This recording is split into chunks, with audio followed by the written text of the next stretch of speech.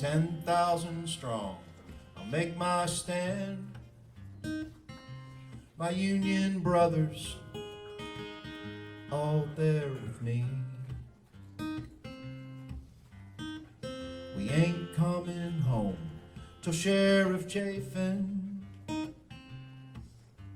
is hanging from a sour apple tree.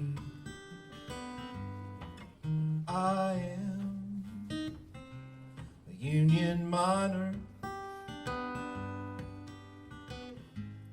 and I'll work all night and day.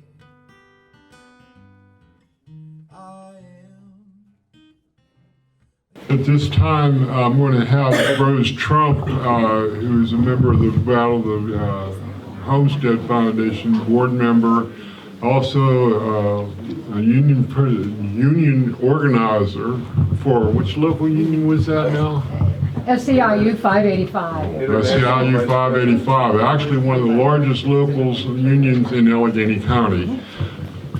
Rose, would you please? Thank you. Thank you. Would you please introduce our It's my pleasure. Kipp Dawson is up next. Kipp Dawson is now a Mother Jones, and so is Jackie Cavalier. We gave her the award a few years ago, and I want to share with you that both Chuck and Danny's presentation, as well as the reinforcement of these women's remarks, shows and demonstrates why unions do make this a better country. We not only talk about wages, hours, and conditions of employment, but we do talk about the need for education, for the health of our children, for health care, for issues of equity and racial and avoiding racial disparity and not discriminating on the basis of religion.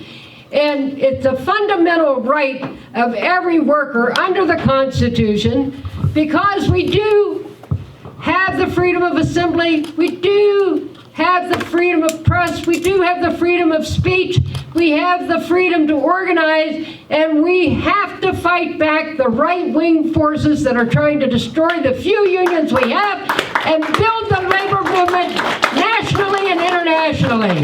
Solidarity forever. So the woman who I'm about to introduce represents that in every spectrum. Kipp Dawson spent the last several years being a phenomenal history teacher in the Pittsburgh public school system, as an active member of her local union and the American Federations of Teachers. In addition, her early career was spent in the mines as a coal miner. She was one of those pathbreaker female coal miners that went underground and dug coal for her living and did a wonderful job and made the way for other women to be able to come in and to be appreciated and to be respected and to work with her co-workers to build the Mine Workers Union and their endeavors for better wages, hours, and conditions of employment for their unions and their members. She's a community activist. She's a civil rights leader. She's a human rights leader. She's willing to be with us today, except that unfortunately, that COVID bug struck just before she came. But she's here on Zoom, and let me tell you, just as we enjoyed Jackie's presentation, you're in for a treat for Kipp's presentation on telling the struggle of women and African Americans in the workplace, and we're so appreciative that she's able to do this today. And please welcome Kipp Dawson. There you go. For the wonderful job he's doing here, helping us all come together to learn together. To Charlie McAllister, who wrote me into being a part of this, and I'm so grateful to him for that. I think the presentations today that we've heard so far have been extraordinarily important. Chuck Nizzle, who I've not met before, Danny, whose last name I didn't get, and I'm sorry about that, Professor Cavalier, and Rose Trump all have helped us to take steps toward what I'm especially looking forward to, and that is learning about the way that the United Mine Workers drove the Ku Klux Klan out of Lilly 100 years ago. I am just doing a little segue here. I don't have a lot to add to what people have said, but perhaps a couple of stories from my own experience. I'm a very proud member of Local 1197, former District 5 of the United Mine Workers, where I became a coal miner and a member of in 1977, and worked in the mines in Washington County as a proud member of that local until we were all shut down in 1992. And a few workers were called back after that, but our local still exists. And I want to talk a little bit about this local because I think it helps us get another part of the picture that Professor Cavalier was giving us about the mixed heritage that we are building on and how much beauty there is in that heritage. In the labor movement struggles against the kind of hate that we are taking on today, especially racism and the hatred against women and immigrants, and the need to build a union movement that stands up against those things, that we have a mixed heritage there. Just as the suffrage movement was not 100% on board with the need to herald the needs and the leadership of Black women the whole time, we have learned how absolutely essential for women's rights it is that from the very beginning, women of color, Black women, Indigenous women, immigrant women, Latinx women be a part of the leadership of the struggles if we are actually going to be able to pull together the solidarity that we need and that the union movement so represents in order to take on the hatreds that come against us. I was so moved by the short and absolutely impactful comments of Chuck Nissel this morning or this afternoon when he made it clear that we are facing probably unprecedented, vile, massively organized hatred in this country, that if we don't look at it as the job of the labor movement to take it on, we're going to lose. We're going to lose.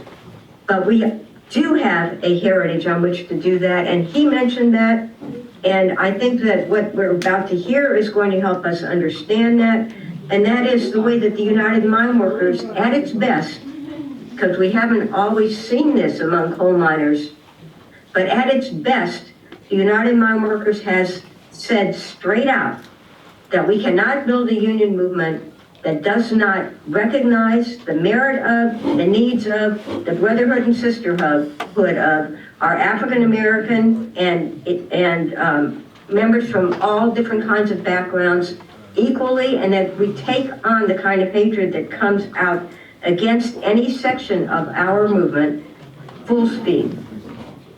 Probably you all are familiar with the Battle of Blair Mountain, where miners put on red scarves, red handkerchiefs around their necks in order to take on the coal operators in the bloody war that happened 100 years ago there, 101 years ago there, to put down the United Mine Workers Union. And they had to wear those red scarves because the miners spoke so many different languages and didn't know how to communicate with one another in words.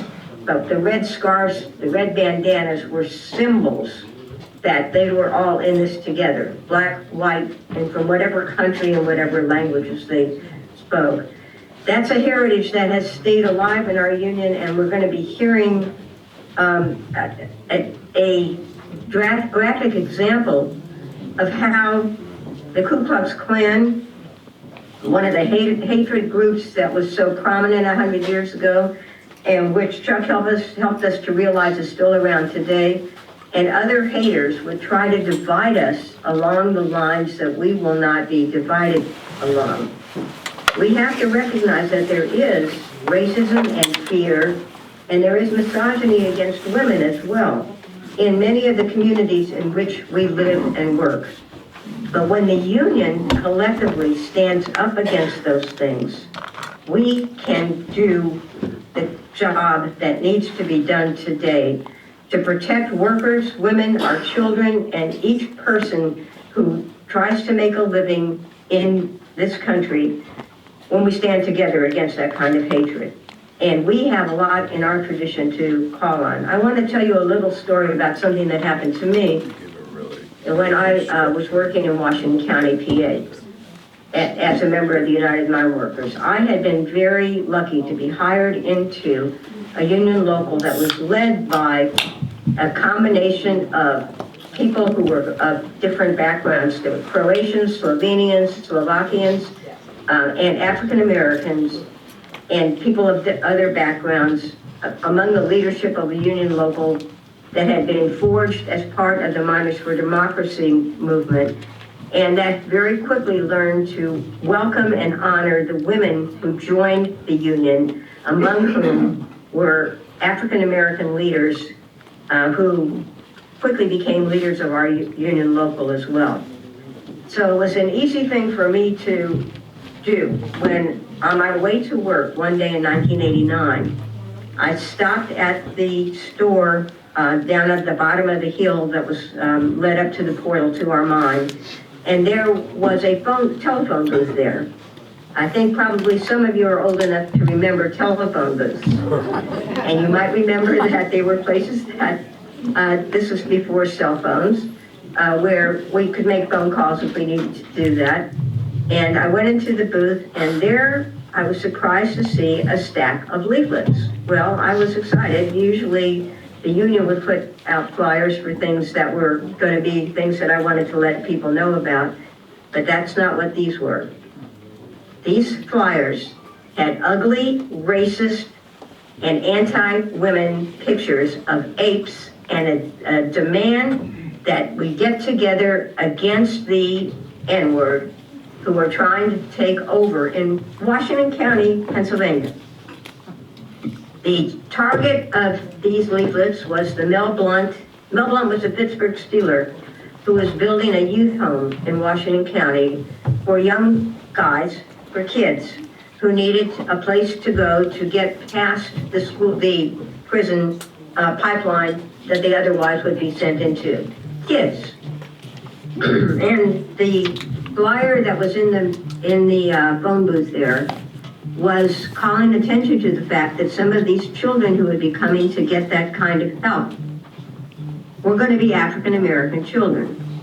And it was intended to raise up a racist anger that such a thing would be happening there. Well, I knew what to do with those flyers because I was a member, gosh darn it, of the United Mine Workers of America, which did not stand for that kind of thing, which was led in part by African American women and men and people who were children of immigrants from all over Eastern Europe and Southern Europe as well. I knew that if I took these flyers to my local union, they would do something about it because they were, gosh darn it, were the United Mine Workers of America. And the idea that an injury to one is an injury to all was real. And I also knew that the women of my local were going to be among the people most anxious to turn around this attack on their sisters and brothers in that area in the name of our union. And was I right? I definitely was. I went into the lamp house with one of the flyers, went to the locker room of the women at first, and we together went and talked to our local union president, who was standing out in the lamp house as we were getting ready for the shift change. And he immediately saw this flyer as a threat to our union. It didn't say anything about the United Mine Workers. It didn't say anything about taking on labor.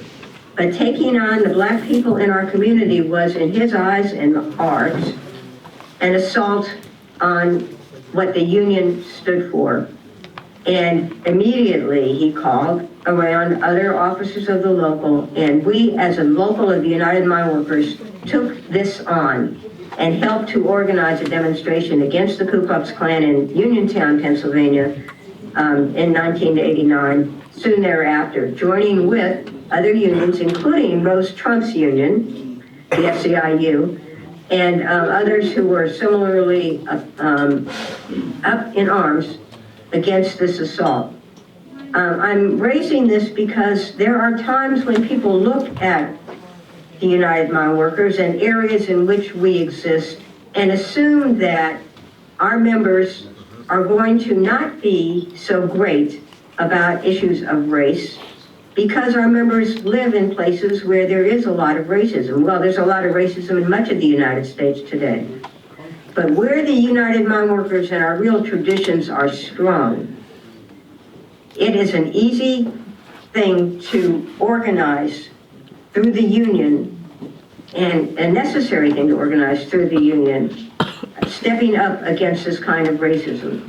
It doesn't happen 100% of the time, and as Professor Cavalier said, the women's movement hasn't always been on the right side of these kinds of things, but if there's ever been a time in history where this is absolutely essential, that we come together, as she said, the intersectionality of women's needs and labor, the intersectionality of the needs of our African American workers and humans and labor and women. And you add to that the immigrants that are still trying to live in the United States today, our current immigrants, sisters and brothers, who are being trounced on as well. This is what the union movement at its best stands for. And we who are working to resurrect and help others learn from the history of our movement and our union at its best, we are doing absolutely essential, critical work now.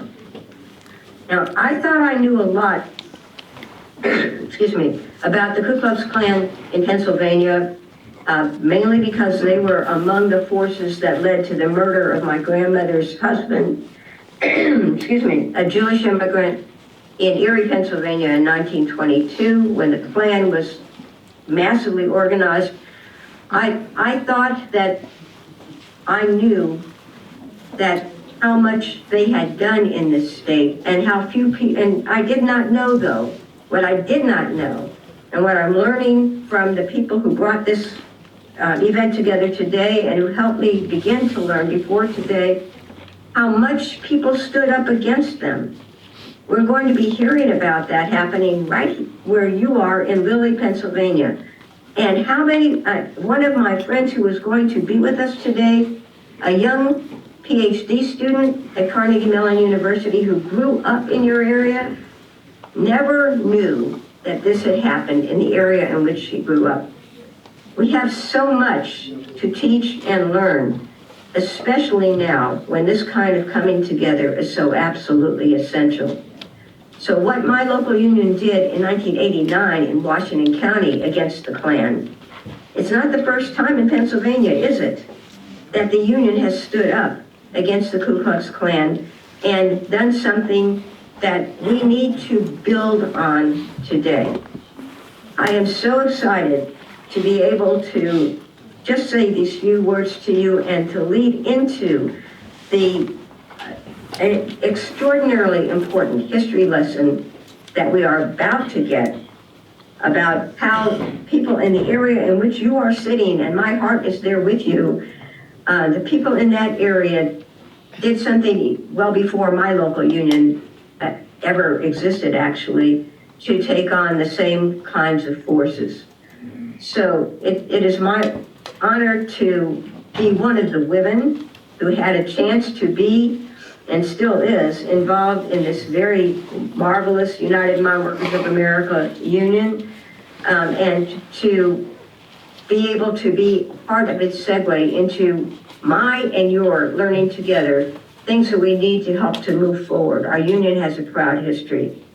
Let me just parenthetically also note something that should not go without being noticed in this context. The first time that Barack Obama ran for president of the United States, there was a need to do something that the president of our union, Richard Trumka, took on in a way that was really true to the history of the United Mine Workers. Richard Trumka was somebody that the women miners worked very hard to get elected in the United Mine Workers as president, worked alongside of, and had lots of disagreements with along the way.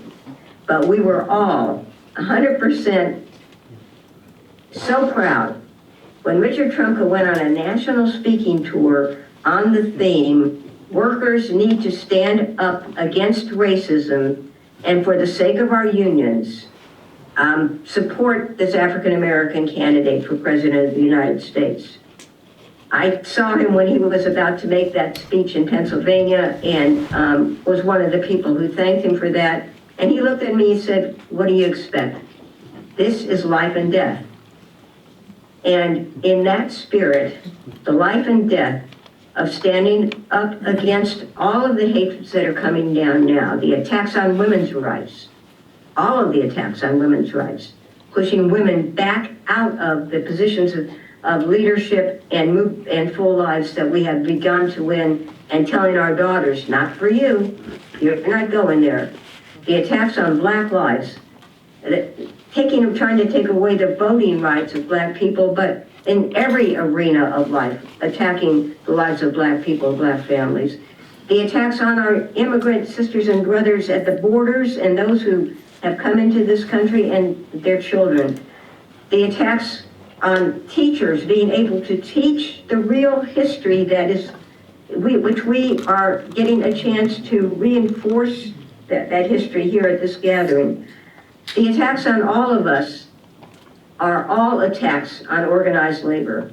And that's, in that spirit, we're taking them on, aren't we? We're taking them on, aren't we? Yes. Yes, yes, yes, yes. And so, in the spirit of everything that's been here today already, and the marvelous work that's been done by everyone who's been a part of today's and yesterday's gatherings, I applaud you, I thank you, and I promise you that the women miners, those of us who are still living, and there's a few of us still, are right here with you and will continue to be. So thank you so much. Thank you. Thank you, Kim.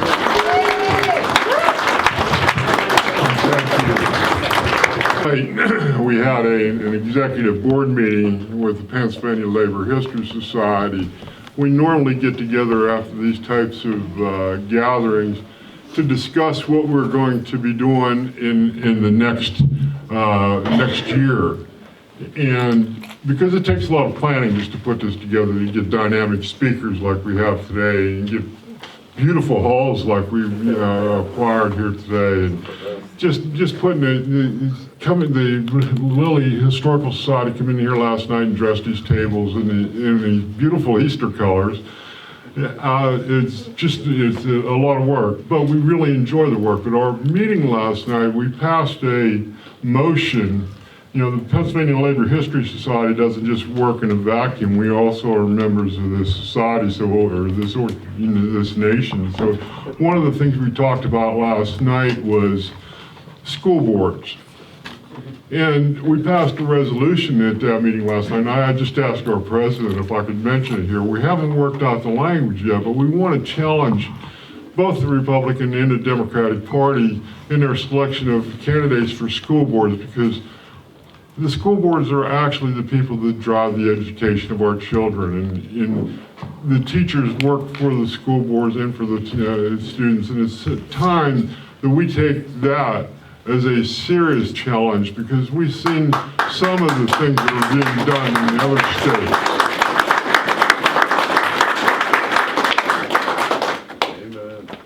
Our next speaker is going to be Joe here. He's going to talk about the KKK. And Joseph Szalanzki is a member of the Battle of the Hordes Homestead Foundation, and he's going to introduce give us his background and talk about the KKK. And I want to remind folks, the one thing you always got to keep in the back of your mind, the KKK doesn't always wear sheets and robes. They come in three-piece suits also. Yeah, my name is Joe Szalanzki, and I'm a member of the Battle of the Homestead. I wrote a book many years ago about when my grandparents came from Europe. And one pair came from Poland in 1910, the other set from Italy. And I knew the history, and I remember the talk about the Ku Klux Klan after immigrants in that era. Try to give a little bit of history of how we got to here.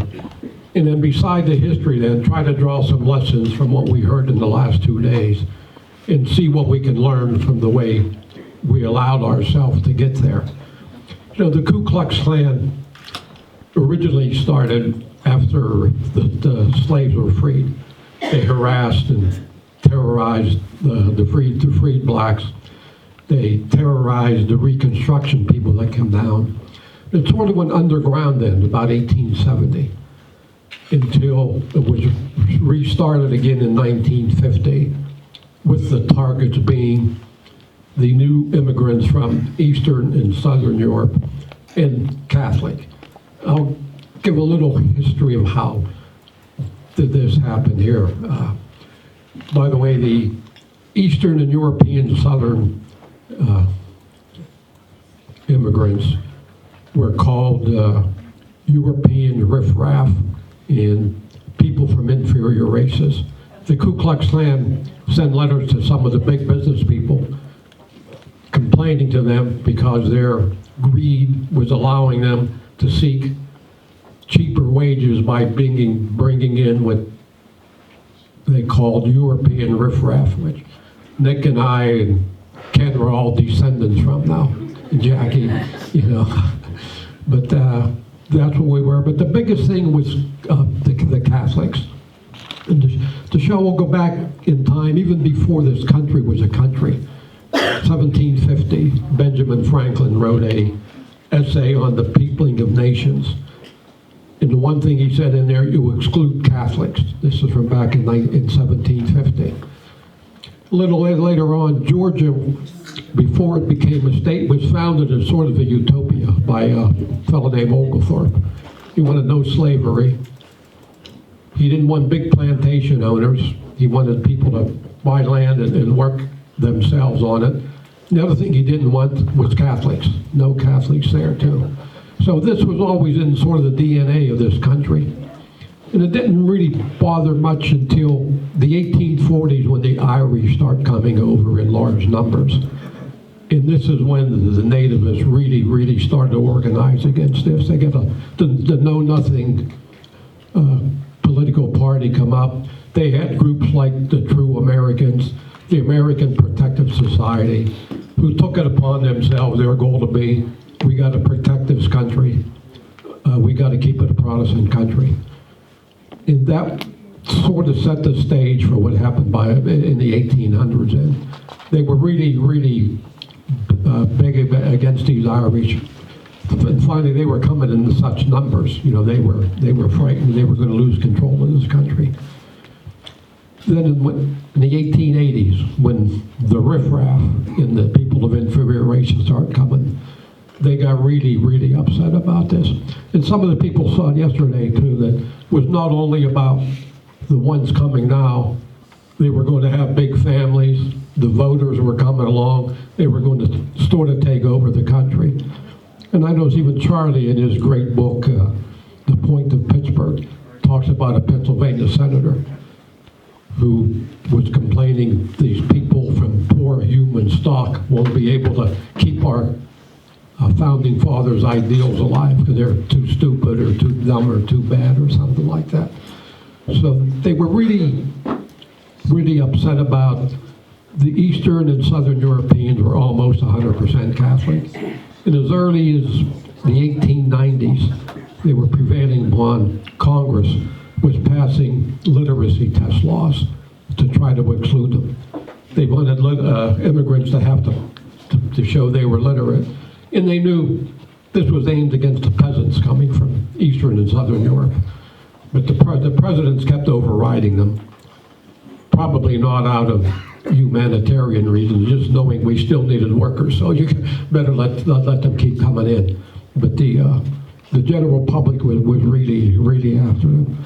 And finally, by 1924, they did get some laws that limited the number of our people. But since this didn't work, I think in 1915, and I'm not sure about this, this is some of my personal observations, they might decide we better get a little bit tougher. You know, we're trying to do it legally. And this is when the Ku Klux Klan, a fellow named William Simmons in Georgia, founded the Ku Klux Klan again in 1915. And maybe coincidentally or not, shortly before that, there was an American law professor named Gilbert Nations who ended up running for president as a Klan candidate in 1924. Wrote an essay saying Roman Catholics should not be allowed to be naturalized citizens. So this is how it was. And then the Klan, really, we look at them as bad people. You know, they're violent, but what the fellow said earlier today about Edmund Burke saying, all evil need is for good people to do nothing. And the Klan operated almost with the blessings of the rest of the country. The Klan was really doing what they secretly wanted to do. Let's get rid of these people, you know, let's keep America Protestant. So they can mention there was a parade in Washington, D.C. in 1925 where they estimated anywhere between 25,000 and 40,000 sheet-wearing Klan members walked up Pennsylvania Avenue in front of an audience of about 100,000 people. So they were supporting these people. You know, this is the idea. If you don't step up and do something right yourself, you let these people get away with it, they're going to continue further. Even more troubling than that, in my town, I'm from Vandergrift up in the Kitsky Valley, we had 200 Klansmen dressed in sheets walk into the Presbyterian church to support the minister who was famous for giving pro-Klan speeches. So we have nobody putting parameter around these people. We're telling them you're wrong, especially ministers, you know, and the general public. Let's keep doing this. All these things brought up today. This is a great example of what happens when you sit back. In the people talking about getting hold of the school boards. Remember the fella yesterday, the singer talking about West Virginia, the coal companies took care of the school, the books. There was a nun in 1860, a Catholic nun named Sister Marie Fell, who went back to the founding of America looking through about 1,000 textbooks and was astonished by the number of anti-Catholic and anti-popery mentions in there. And then that just shows you these people grew up reading that in school and believing it. This is what my teacher's telling me. This is what I've learned at home. So there's something wrong with these Catholics. You know, let's get them the heck out of here. Similarities today. I said this is what we really have to pay attention to. Things like that. This is Gilbert Nations I mentioned in Apollo, which is right across the river from Vandergrift. It's pretty much a Anglo-Saxon bastion. There's no mills, no coal mines around there. They ended up having a rally for his presidential campaign. He had 7,500 people showed up. They had an airplane flying over Vandergrift where the ethnics were and over Leechburg. And on the bottom of the plane were lights shaped in like a cross. So people looked up, and that reminded them, you know, this is what can end up happening to you. History, I said, is one thing, and I just want to get through this. And I said the biggest, and I wanted to keep understanding these people wearing the white sheets were not the only bad people. The people cheering them on, allowing it to happen. This is what we have to worry about today. We're worried about that. I don't want to really make this into a one-way talk as much. If there's any questions or any suggestions, anything people see, especially about what's going on today. You know, we see some similarities. What happened at Lilly? What about Lilly? Yeah, we need Yeah. we need people to come talking Yeah. about Lilly. Well, Lilly showed a lot of this reading. I think the reason the Johnstown people came from Johnstown first was because there were Catholics here. And they were upset at the immigrants for taking their jobs too. So Lilly showed both of these, these are Catholics and these are immigrants. And that's why they came here in the first place. And this was going on a lot of other towns around here. And there must have been a lot of other towns, people you have some experience from. You said the preacher in the church in Vandegrift was spouting on pro-Klan sermons. What kind of church? What was the? It was a Presbyterian church. It was really it was the biggest church in town. It was a Presbyterian church.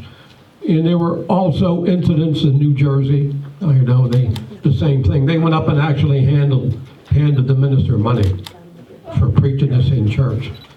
So you see what the immigrants are up against. You got teachers, families, ministers. Go ahead.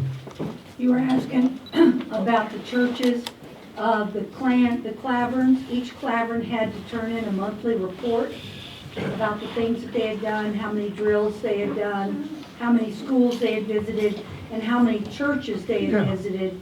And it was common practice to go into the churches and to make a significant donation. And then the minister allowed them to speak. But they also then, it was policy that Protestant ministers had free membership in the Klan. So it was pretty widespread practice. Yeah, that was. I read that about other places. That's what they did. But that begins to show they were supported by the public. And if you'd read some of the recruiting things they put out, there was one do you know? And under these things, one of them was World War I was started by a secret pact by the Pope. And they had the people scared that they thought the Pope was going to try to take over the world. That was the thing of the Catholic Church. And, Al, this is an aside, Al Smith, a Roman Catholic, finally got a nomination for presidency in 1928. And I always thought that it might be a good thing that he lost. If he'd have won in 1928, you talk about being seated the next year in March. In October, the stock market crashes, then you have a depression. If the Pope can start World War I, he can sure as hell start a depression. So that Pope works pretty fast. He was only in 6 months and he already ruined the country. But the people believed it. I said, that's what they had in school. And when that nun did it to check in school, she thought she was trying to see how it was going to affect the leaders. How are they going to lead by reading this? But what I always thought, how it affected just the ordinary person. Because they had nothing in school every year, at home, at church. And the natural conclusion was these Catholics and these Eastern and Southern Europeans are just no good. And we got to find a way to get them out of here. Yeah. You mentioned about the issue being beyond the white robes and the white hoods, the Ku Klux Klansmen. A Johnstown attorney friend of mine years ago had mentioned to me that he felt that especially for black people in our community, that the issue was more detrimental to them was the issue of those in black robes that were standing up, supporting a criminal justice system where there is no liberty and justice for all. When people stand and talk about and parrot that comment and pledge allegiance to justice for all, they need to be saying justice for all who can afford it, because justice is a commodity in this country in a big way. If you have money, you can have justice, but not without that. I'm a big fan of the Godfather movie. The book starts out with Amerigo Bonacentis sitting in courtroom number 13, waiting for justice, which he didn't get because the other people bought it off. But yeah. Go ahead, John. Yeah, if I can follow up on what the brother just said, if you want to hear crackpot political thought, just read the editorial on op-ed page of the Wall Street Journal Just, yeah. Okay. But having said this, I want to point out, I want to mention two points that I know of where the United Mine Workers of America did themselves proud. The first was in 1912, when there was a district convention of District 5, I believe, in which the miners local of Grove City, Pennsylvania, of all places nowadays, but not then, introduced a motion against imperialism and war. A motion which I believe passed. A record that remarkable that the miners should have passed such a resolution. So they were the only union in the country that did so, but still. Okay. Fast forward to 1969. I was just beginning work in the history department of the University of Pittsburgh when I had the idea that it sure would be nice to have a May Day demonstration on the steps of the University of Pittsburgh Cathedral burning. Okay, well, I don't think there were that there ever were any May Day celebrations on the steps of the on the steps of the cathedral burning, but a number of folks thought it was a good idea and should go for it. But I was new to Pitt and to Western Pennsylvania and to the politics of the Pennsylvania Union, so I really didn't know who to invite to be our speaker at this at such a rally. But having very good advice and advisors, somebody suggested that Joe Yablonsky of the mine workers be our May Day speaker. Good, sounds good to me, and should. So we asked Joe Yablonsky if he would come, and he said yes. It was. You were here first, yeah. Joe Yablonsky, just a couple of seconds more. Joe Yablonsky gave the best speech I have ever heard in my life as to why the Vietnam War, which was still raging in '69, was not in the interest of American working people and their families. And if he wasn't right about that, he wasn't right about anything. And once again, it was the speaker from the UMW who put it succinctly and put it the best. 2 weeks later, he announced for challenge Tony Boyle. Sorry. So, yeah, thanks for sharing that history. It's I grew up just like Kipp's colleague at CMU. I grew up in this area. I went to Penn Cambria High School, and yeah, we didn't learn about this in school. And I went to Pitt. Professor White was one of my professors, and it was not taught at Pitt. This is just history that's been lost. So I'm really glad that When I said about that, you get hundreds generations of people just growing up without knowing anything about this, and not only not knowing about it, actively saying these Catholics are dangerous, these Eastern Europeans are dangerous. So I found this book by John Craig, Ku Klux Klan in Western Pennsylvania, which I recommend. It has a lot of this specific history covered in it. I was like, wow, I never knew this happened. But, I don't know, I think nobody in this room is old enough or would have survived to have been, during this in the 1920s. But I don't know if there's anybody in here who was in this area in the 1990s. There was, an active Klan that was holding rallies in Evansburg, Somerset, Johnstown, Pittsburgh. I don't know if folks remember that. But this guy here, Nick, who I'm here with today, helped organize the Coal Country Anti-Klan Coalition to protest the Klan at Evansburg. And then, Larry was there at Somerset, and so, and Franco Harris protested. Franco did. He was sleeping on the steps, but that's what you can't have 100,000 people cheering him down Pennsylvania Avenue. Yeah. That didn't really put any parameters on there. I think, what Chuck said in the beginning, right, that there's still a fascist element, I think we need to remember. And, just think, what can we do to continue to confront this? They're still around. What about the killings in Lilly by the Klan? Can you speak on that a little bit? Trainload of Klans members from Johnstown came in. I think it was caused by whether they were some immigrant steel workers, the mine workers, evidently took jobs of some Klans people. So that's what precipitated it. Gentleman here, his grandfather was it? Grandfather right over there on the right for the two miners, and that was his next door neighbor. Working on a book for the Klan Riot, and it'll be coming out, it'll be 100th anniversary there.